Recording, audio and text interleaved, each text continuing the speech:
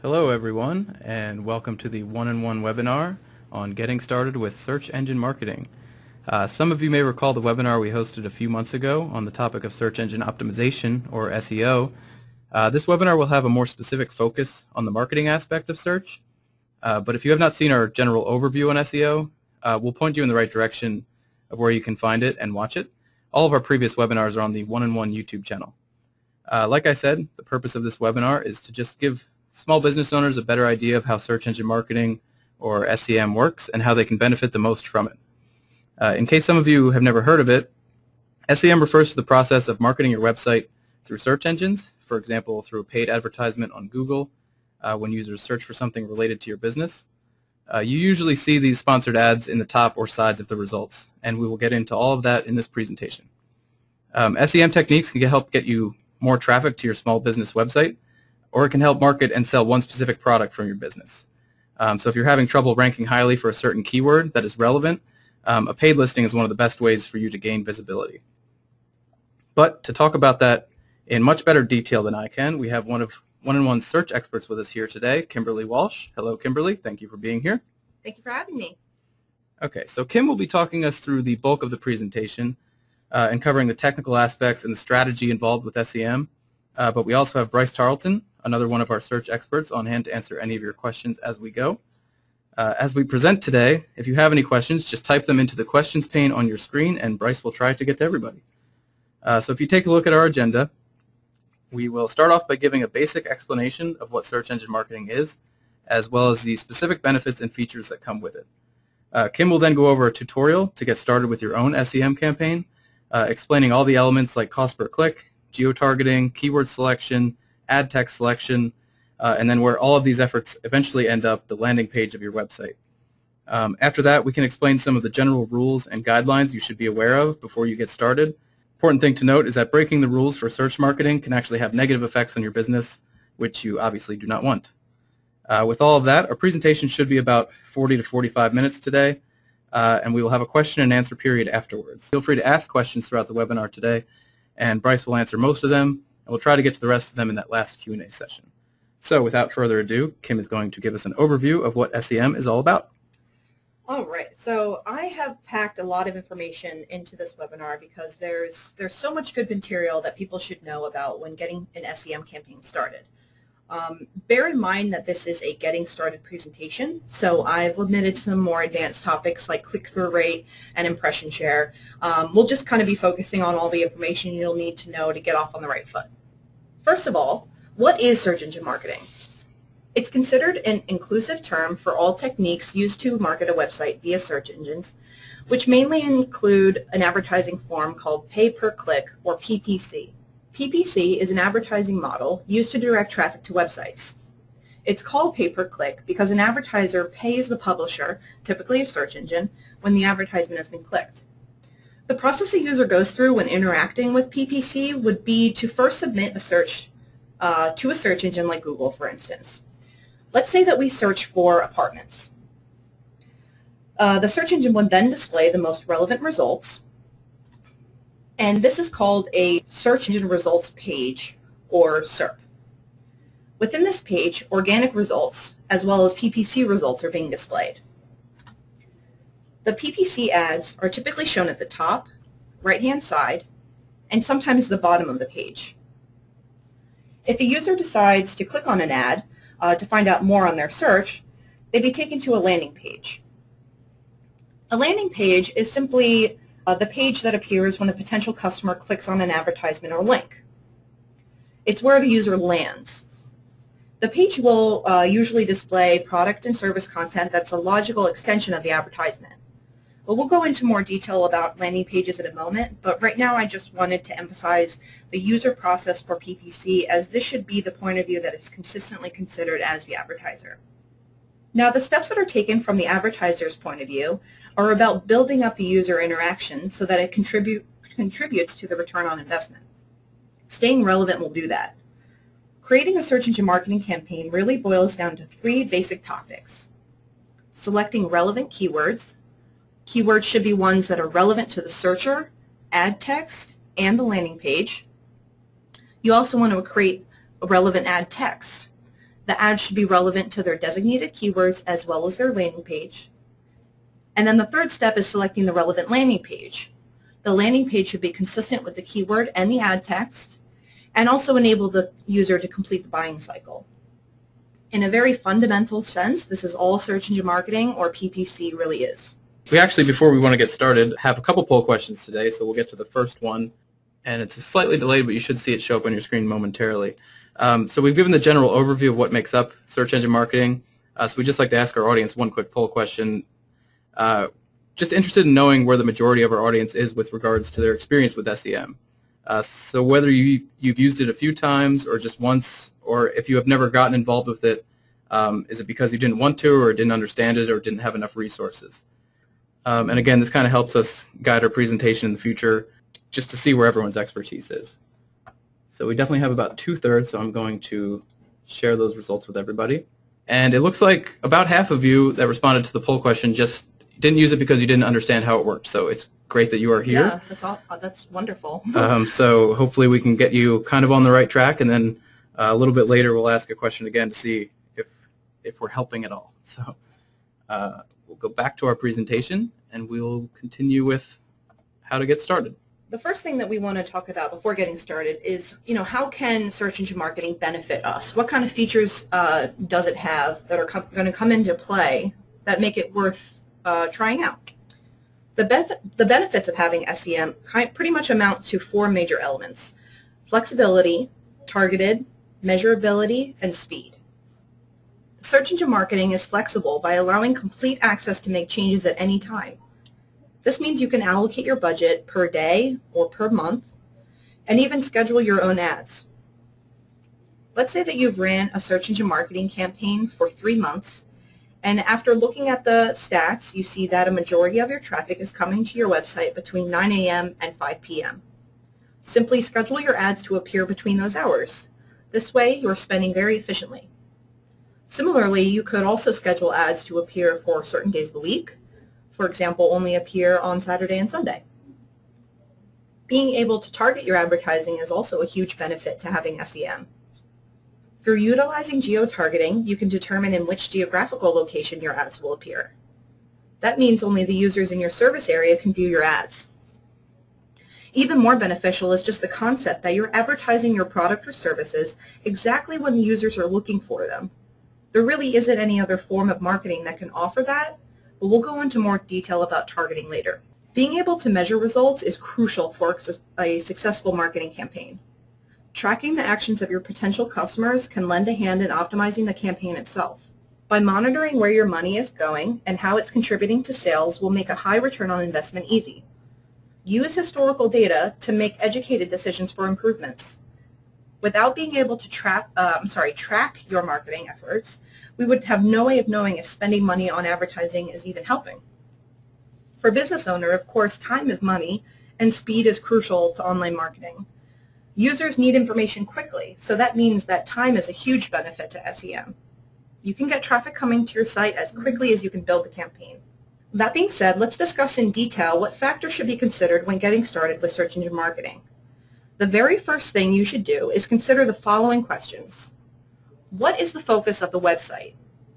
What are the key selling points, and does the website reflect the necessary information? Where are the customers located? Are you a national company? Are you regional or local? And who are your competitors, and what's their advertising message? Answering these questions before advertising is vital to achieve a successful marketing campaign. Step 1 of getting started is considering how much you can afford to spend on advertising. A click budget is the total budget allocated by an advertiser for a campaign. Figuring this out will allow other decisions to easily fall into place. When you select keywords, you should choose how much you're willing to pay each time a customer clicks your ad. This is your cost per click, or CPC. Choosing the most relevant keywords can improve the performance of your ads and help you maintain an affordable click budget. Each of your keywords has a CPC bid amount.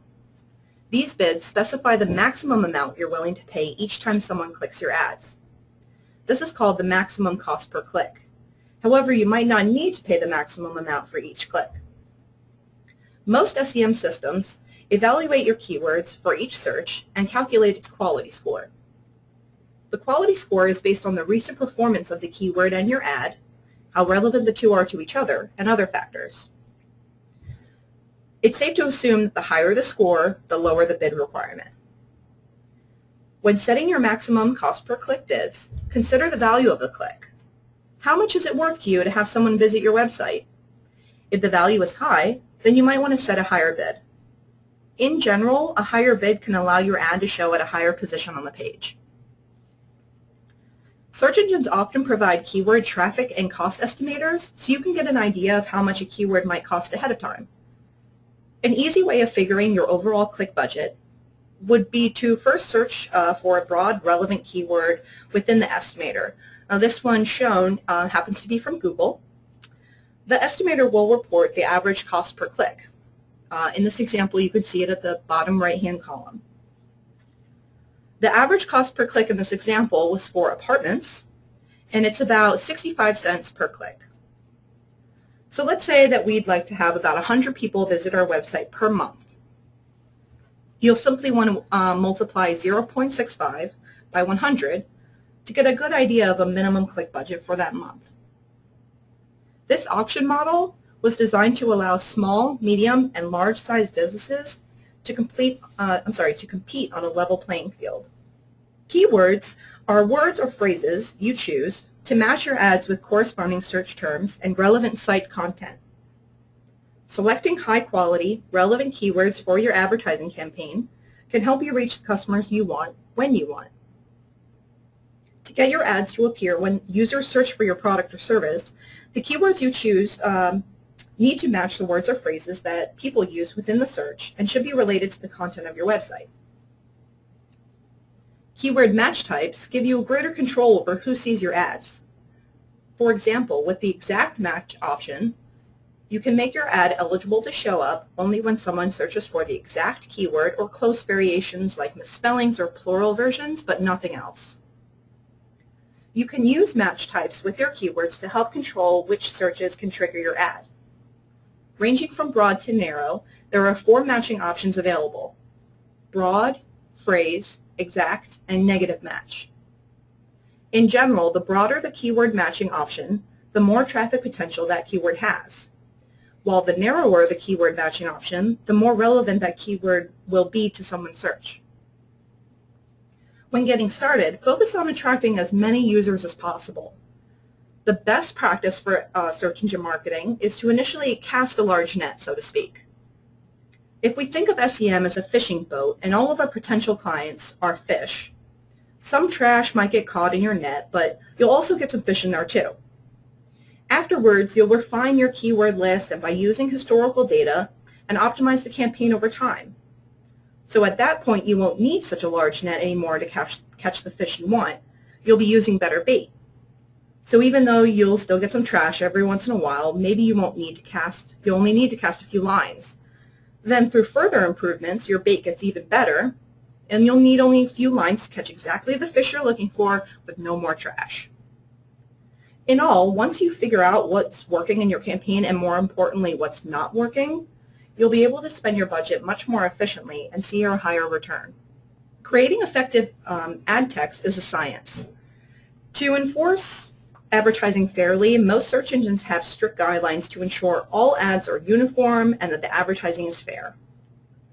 The basic structure of an advertisement is one title, a description, and what's called a display URL. While developing effective ad text, you'll want to consider any character limitations.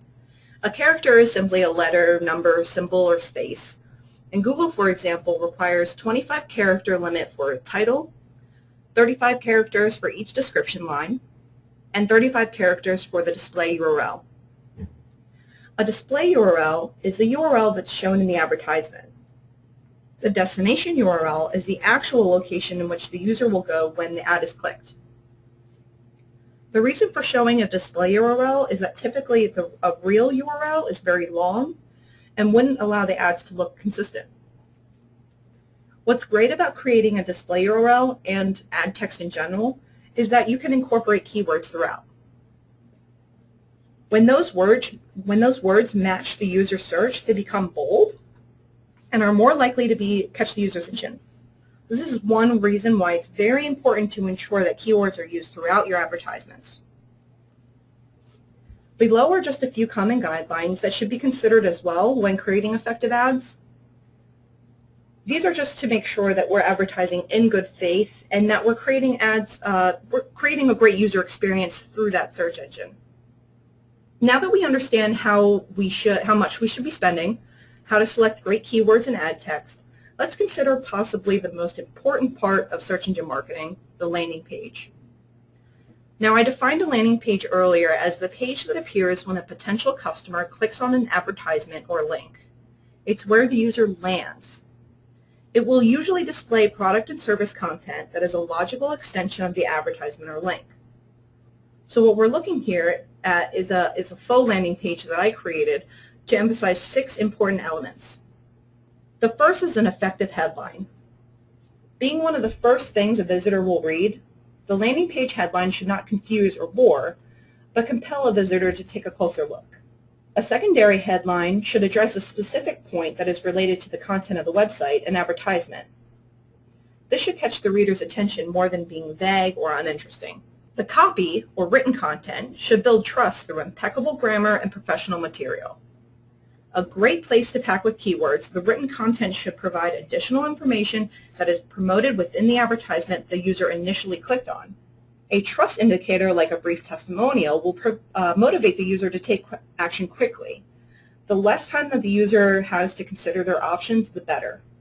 Squash any doubt by adding a trust indicator to your landing page. You could use a testimonial, a guarantee, or proof of certification. After a user reads the headline and copy, a strong, direct call to action is vital. Without a prompt to move forward, the user is bound to leave and try a different resource. A conversion button should stand out and be placed near the call to action or have the call to action as the button itself. This should all be above the fold, meaning within the area of the page before the user scrolls down. Links connecting the user to too many other sites or pages will distract them and have a negative impact on conversions. Lots of links may make sense on a regular home page, but on a landing page, simplicity is key. And lastly, implementing videos and product images into a landing page can have an effective impact on viewers, as well as give shoppers an extra push to look further into the site. Okay, great. And before we go any further, just to reiterate, we are covering a lot of information right now, and it can be a little confusing. But all of these slides and the recording of the presentation will be available afterwards, and we'll send out a link to that once it's ready. If we're maybe going a little too fast, we apologize, but it will be available afterwards. And it's a lot of information. So again, Bryce is here to answer questions. So take advantage of his expertise as much as possible. And any questions you have, we'll try to get to the end as well. So just to recap everything, landing pages are an important element to consider when developing your SEM strategy, and one that is often overlooked. Headlines on your landing page should complement the text in your advertisement, just like Kim said, and entice the visitor to read further. A big contributor to bounce rate sometimes is when a visitor clicks on an ad expecting one thing from your website, but the landing page doesn't reinforce that expectation. So the written content on the site should build trust with the user by being well written with proper grammar and including trust indicators like testimonials. Buttons and call to actions should be clear, stand out, and like Kim said, be above the fold, which means a user shouldn't have to scroll down to see it. And finally, links are important, but in moderation. They should be helpful, but not too distracting. And you should also incorporate multimedia when possible, just like Kim said, to catch the user's attention.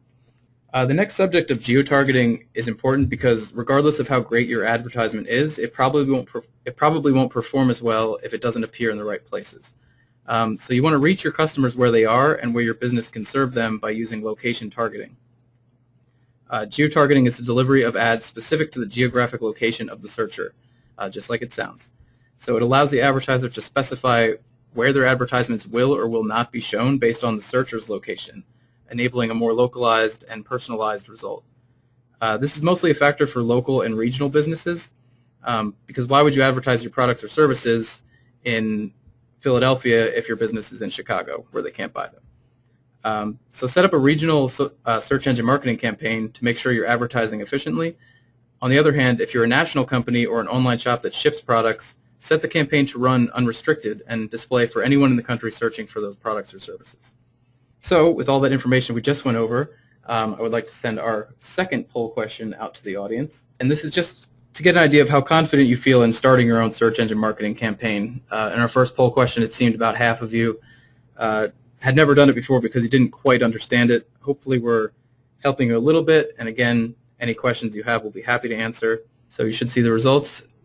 So in the first poll question, it wasn't exactly the same question, but 50% of you were not too comfortable with the information, and it looks like more of you are getting there, somewhat confident. For those of you that are not confident, again, please ask questions. We'll be happy to help. So let's keep going and talk about the guidelines you should follow with your campaigns next. So the last thing to consider when starting search engine marketing campaign is just the basic guidelines of the search engine. It's really important to consider these factors before getting started. Most search engines have clear-cut guidelines, especially for search engine marketing. I've listed some really common ones, but there normally is a very long list. Now, the ones that I listed are just common ones that I think might cause problems for advertisers if they're unaware. Obviously, it's the best interest of the search engine to preserve their amazing user experience, so it almost goes without saying that the user should not be at risk by clicking on your ad. They should not be vulnerable to spam, phishing, or malware, anything like that. Similarly, the ad should be accurate, of course. You know, the search engine is very aggressive about ensuring what's being advertised is actually what the product or service is. The information must also be relevant and reliable. Reliable meaning that if you offer a money-back guarantee, for instance, you must follow through with that offer.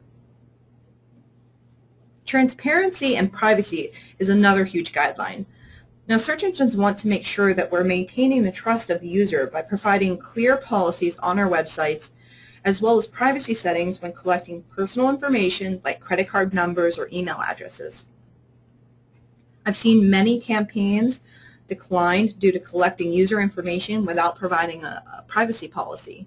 It's a very quick fix, but to avoid that issue altogether is better.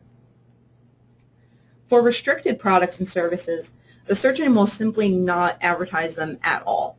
Now, this includes alcohol, weapons, gambling, even tobacco products like e-cigarettes. This obviously also applies to counterfeit goods. Now, trademarks is definitely the biggest roadblock for advertisers in my experience. Imagine you have a website that sells refurbished iPhones. So obviously iPhone is a crucial keyword for your website and your search engine marketing campaign. However, with SEM, you're not able to use trademark brands within an advertisement unless authorized by the trademark owner. Now, you'll still be able to designate the brand within your keyword list, but you simply cannot use it in your advertisement. So now we know not only what SEM is, but how it can help our business, how to select a good click budget, keywords, ad text, and landing pages, as well as set up geo-targeting. We've discussed all the information that will help us get started with a great SEM campaign. Now let's take a quick look at what 1-in-1 can offer. 1-in-1 offers the search engine marketing service. Our team of experts will create a SEM campaign for your business from the ground up. This includes keyword and ad text selection and refinement, geo-targeting, and landing page selection. We offer free consultations Monday through Friday with our resident SEM experts, as well as the ability to view and export reports 24/7 from the 1-in-1 control panel. With the recent push to advertise on smartphones, we now provide ad extensions like click to call and the option to create a mobile site through our SEM service. Now let's just take a really quick look at the search engine marketing service interface within the 1-in-1 control panel. Now here's the overview page, which allows for a quick reference to common information like your domain that you're advertising with, or how many clicks you received, and how many days you have left in your current advertising month. If we click on the settings drop-down box, we can see that we're able to edit the campaign information, the budget. We can pause the campaign from there and even retrieve a conversion tracking code. If we click on the Adjust Budget link, for example, we'll be taken to a screen that displays detailed information on the current monthly click budget, as well as the slide rule where you can increase or decrease your budget for the following months. Now, if we go back to the overview and click on Display Report, for instance, we'll be taken to the Campaign Performance screen. Here we can click through the tabs to see line graphs illustrating how many clicks we've received, impressions, our click-through rate, and how much we've spent so far per click. We can also select from multiple menu options at the top of the page, like Keyword Performance, and then simply just a report of detailed keyword information, what the keywords are, how many clicks you've had, how much you're spending on them. We can also see the top performing ads from the menu at the top. And that is simply a list of the most popular ads from 1 to 8. So it's you might have more than 8 ads in a given campaign, so this is just displaying the 8 most popular ones. You'll also notice that at the top right of these pages, you can select the reporting period, either from the drop-down box, or you can select a custom reporting period by using the calendar icon on the right. There are more elements to the search engine marketing service, within the one-in-one control panel, but this is just a really quick look so you guys can get a feel for what it's like to have a search engine marketing service with one-in-one. Okay, great. So that brings us to the end of the presentation part. We'll get to the question and answer really quickly. If you have a question, again, don't hesitate to type it in. We have just a few questions, so we can always cover more. So hopefully those of you that weren't too sure about how to use search engine marketing tactics in the past at least have a slightly better idea of how everything works and how you can use it to your business's advantage. Like I said, we had a few questions going in, but I just want to remind everybody that the recording of today's webinar is available on YouTube, or it will be in a few days. And everyone that registered for today's webinar will get an email with the link to that video once it's available. In the meantime, if you'd like to check out our previous webinars and videos, the YouTube channel can be found at that link on your screen, youtube.com/one-in-one. And of course, we're on other social media sites as well, Facebook, Twitter. And the Success Center is an online resource center for small businesses to learn how to better use the internet just to improve their business. And that's the success.oneandone.com URL right there. We post articles almost every day covering anything from SEO, SEM, social media, website design, and anything else that a business might need to know about. So with that said, we'll go into some questions. Some of them came through, and I wrote some down as we went. One of the people watching just asked, does one-in-one SEM cover multiple search engines, Google, Yahoo, Bing, etc.? It's a fabulous question. I was really, really hoping that someone would ask that. Our search engine marketing service actually is Google specific. So when a user opts into the one-in-one search engine marketing service, essentially what they're getting is an AdWords campaign. However, since it's a service, you get the entire team behind you to essentially do everything for you. Mm-hmm. And obviously there's a benefit to using Google. I mean, it's of course. It's the top used search engine. It's hard to argue. It's by far the most popular search engine out there, statistically speaking. So you're definitely going to get a lot of exposure, even though we're just working with Google. Correct. But of course, we do have our SEO Ready service, which we did a webinar a few months ago on that, and of course that applies to all search engines. Mm-hmm. One question that came in was just a pretty general question: if SEM is if you have to be selling a product to have an SEM campaign, or if it's something for more educational, maybe raising awareness for something else for the website. Absolutely, like what if you're maybe a politician, you're trying to get awareness for right, or yourself. A charity or something like that. Yeah, absolutely. I mean, SEM is really about getting traffic to your website. And what happens after that is up to your website, or you, rather, as a business owner. So, it's not necessarily exclusive to online businesses or even local businesses. I mean, you can be doing anything as long as you're within the guidelines of, their restricted products and services and things like that. So as long as users are reviewing all the necessary information like the guidelines and, what the best practices are, you should be fine. Mm-hmm. And in terms of the guidelines and best practices, if you violate one of the guidelines that we were going over, do you get a warning first, or is it just an automatic negative? Yeah, it's like there's a zero tolerance type thing. Your campaign won't be canceled, and this is not a one-in-one exclusive guideline. This is a search engine guideline. So we have to kind of follow in their footsteps. So what happens is they quote unquote decline the campaign. Mm-hmm. So they force it to stop running until the issue is resolved. So for example, if you're collecting user information but not displaying a privacy policy explaining what you're doing with that information, they'll simply shut down your campaign, wait for you to provide the right information, they approve it, and you can start advertising again. Okay. And there was a question, maybe we just need to do a quick recap of that slide. There's a question about the cost of everything and how the bidding works and the cost per click. Absolutely. So I don't know if we could just go back and do a... Yeah, definitely. That's always the most important question to people just starting out, because, I mean, sure, this is great, but how much is it going to cost me, you know? And it's a difficult question to answer because it's not a flat rate, unfortunately. It's not just, you know, this is $100 and that's it. It's actually variable. It depends on how much you're willing to spend. Mm-hmm. You know, so you have to take into consideration how large your business is, how many customers you're trying to reach, what your competition is like. I mean, all of these things come into play, and depending on your personal situation and the resources that you have, depend on how much you can spend. Mm-hmm. So my suggestion was, putting aside all of those stipulations, an easy way of just getting a really, really general idea is to use something like a keyword traffic and cost estimator like the one I showed for Google, and it'll show you generally how much a keyword might cost for the campaign according to, you know, obviously what the keyword is, where you're located. So that'll give you at least an idea. Based on that idea, the overall spending cost, the overall click budget, is dependent on how many viewers you're going to get. If you only get one click a month, then obviously you don't need to spend a lot of money. But if you're looking for hundreds of clicks a month, you're going to have a budget to suit that.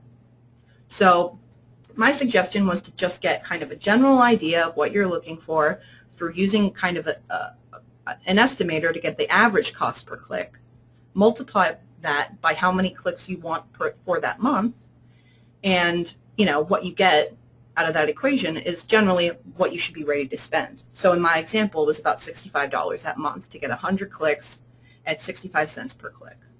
Does that make sense? Yep. Okay. That should be. And in terms of the average cost per click, does that change based on advertisers? Based on advertisers, based on the complexity of the words? A better way for me to word that would be, if you have a very specific product name where there's less competition in search for that, does that affect the average cost at all? Definitely. So it's based on the advertisers, what they're bidding, and it's based on the searchers. And when you really boil it down, it's the searcher. If a keyword is popular, it's popular because people are searching for it, and that's really only the data that we have on it. Mm-hmm. So if a keyword is very popular, it's obviously going to warrant a very high return on your investment for that keyword. For instance, iPhone. Everyone searches iPhone pretty consistently. Mm-hmm. So to be able to have an ad show up for that, you're going to have to, one, compete with other advertisers that want to appear as well, and compete with the searcher because they're making that keyword inherently more popular and more expensive. Mm-hmm. So it's not directly associated with one another, but it's safe to assume that if the keyword is popular, then it's probably going to be more expensive per click. Okay. And back to your iPhone example, a question actually did just come in asking if they are selling a trademark product, what they need to do to get around resolve that. Yeah.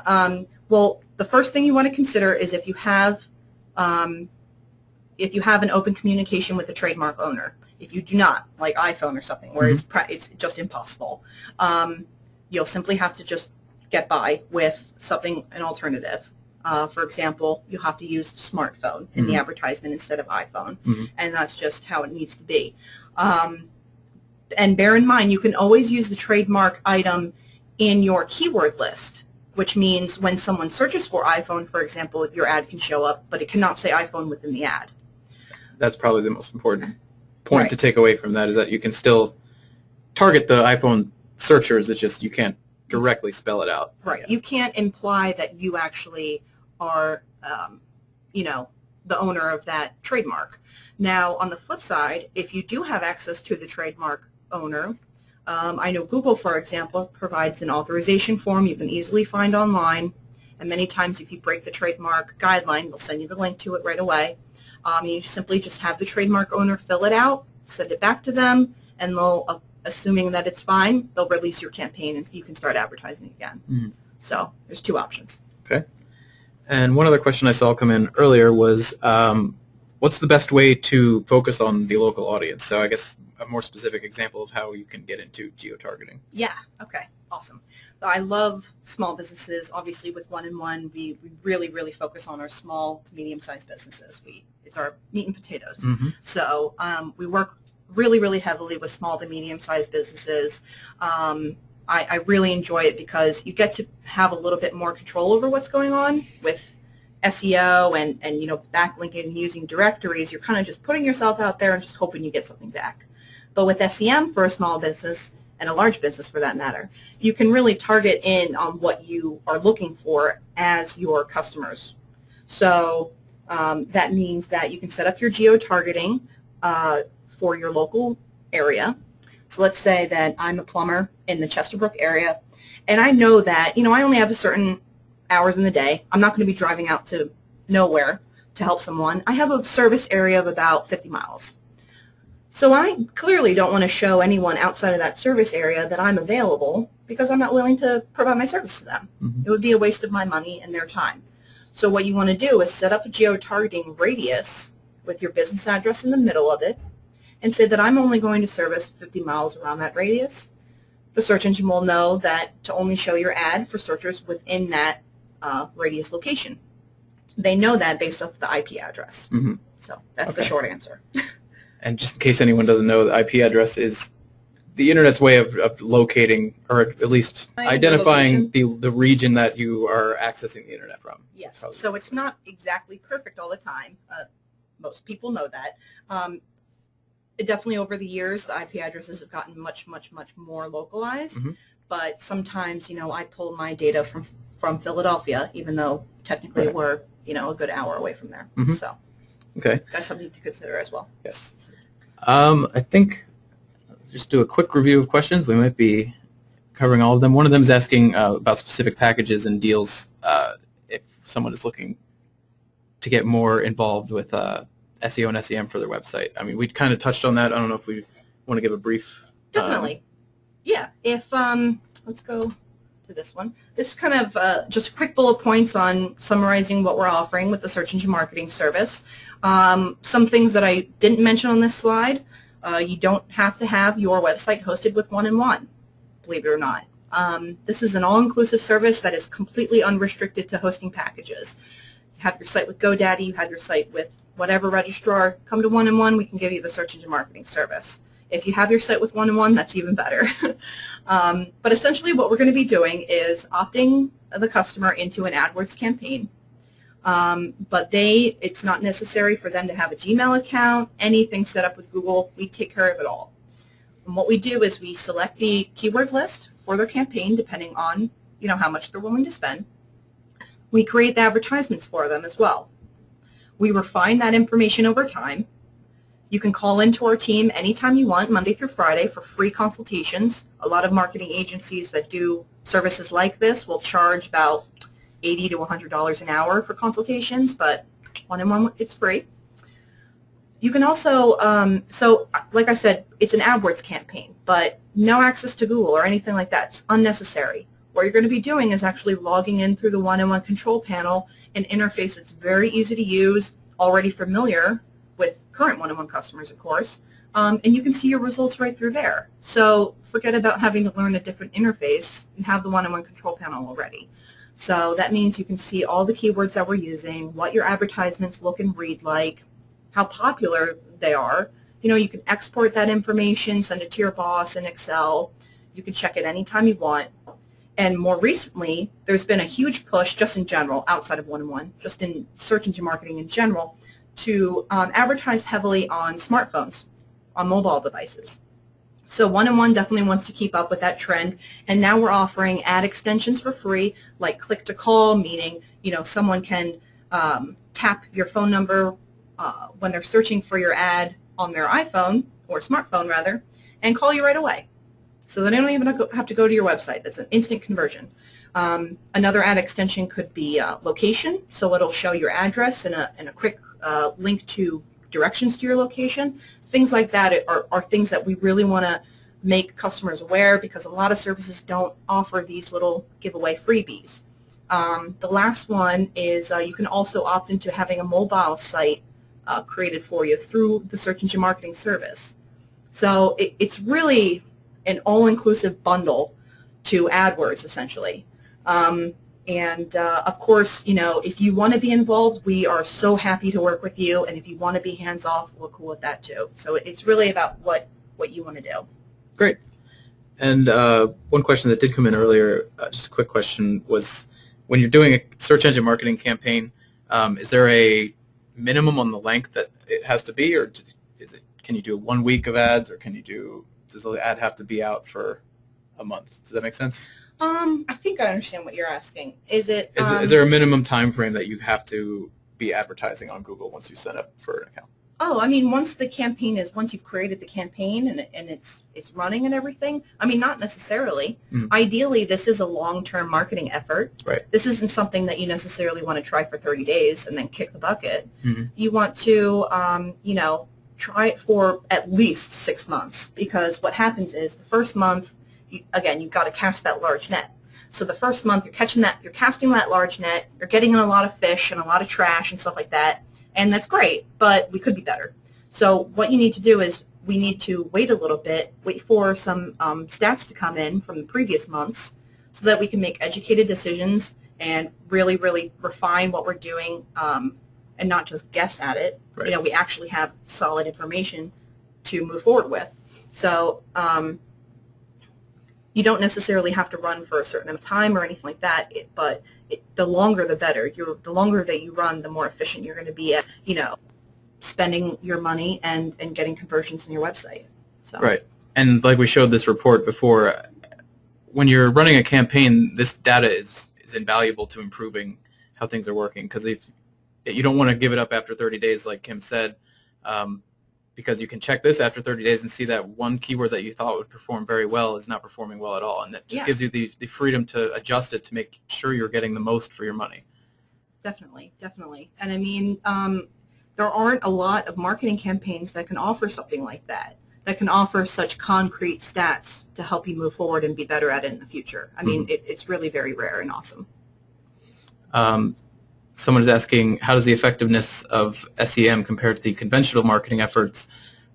So, I mean, it depends on your audience. So if you're taking out, an advertisement in a magazine and it's cat fancy, and you absolutely only want to reach those people in cat fancy, I mean, you are able to do the same thing with a search engine marketing campaign. And one, it's going to cost you a less, because believe it or not, quote unquote, old-fashioned or conventional marketing efforts are incredibly expensive.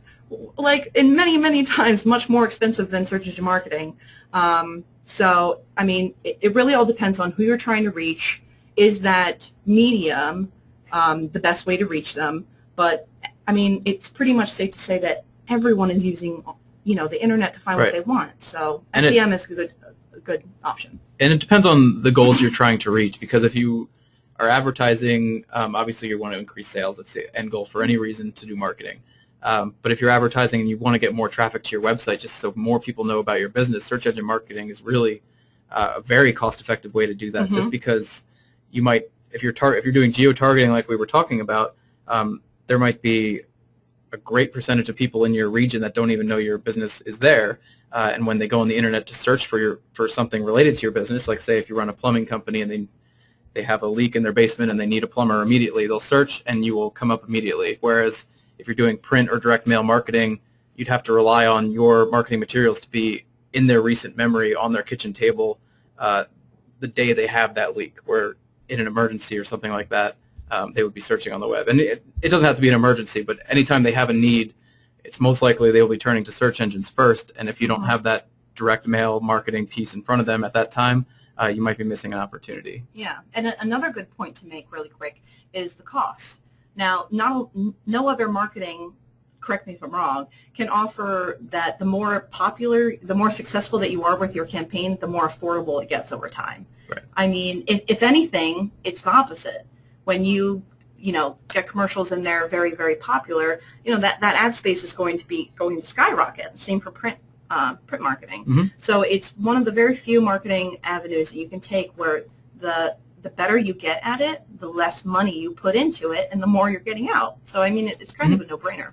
And it's a very little upfront investment, at least. Like we said, if you're doing it for 6 months at 50% per click and you get 100 clicks, that's not a whole lot of investment compared to, I mean, for that same amount of money, you might be able to print 10 copies of one brochure or something like that. So in the end, it's really cost-effective, we think. Definitely.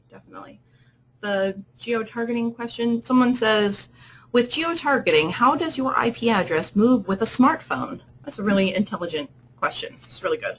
I'm not an expert in that, believe me, so I'm going to do my best to answer that. I believe that mobile devices with their IP addresses come from where you're getting your data from. Mm-hmm. So, for instance, I have Verizon, and if I'm getting my 4G down from Philadelphia, that's the closest that I can currently get from Verizon. But I know they have towers in my local area as well, so it really varies, and the same goes with computer as well. I believe it would work the same way. Mm-hmm. So it's definitely about where you are physically located, not just because you can move the phone around with you. Your IP address will also move with you.